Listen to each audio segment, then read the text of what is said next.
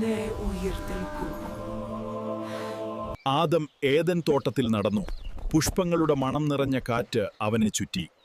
ദൈവത്തിന്റെ പ്രകാശം എല്ലായിടത്തും പരന്നിരുന്നു. ദൈവം ആദത്തെ ഉറക്കത്തിലാക്കി.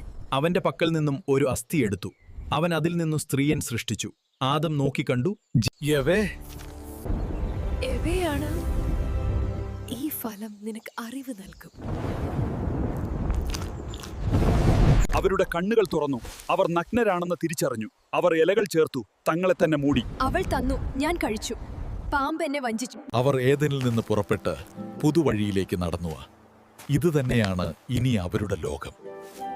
അവൻ മണ്ണിൽ വിത്ത് വിതറി പുതിയ ജീവിതം തുടങ്ങാൻ. മണ്ണിൽ നിന്ന് ജീവിതം വീണ്ടും ജനിച്ചു. ജീവിതത്തിന്റെ ആദ്യനാദം മുഴങ്ങി. അവൾ പറഞ്ഞു, ഞാനൊരു മനുഷ്യനെ ലഭിച്ചു. ഒരു സഹോദരൻ ആരാധനയിൽ, മറ്റൊരാൾ അസൂയയിൽ.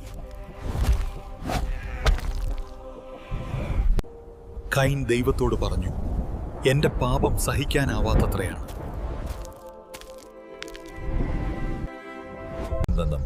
ഭൂമിയിൽ മനുഷ്യർ വിത്ത് വിതറിച്ചാണ് ജീവിതം വീണ്ടും പിറന്നു.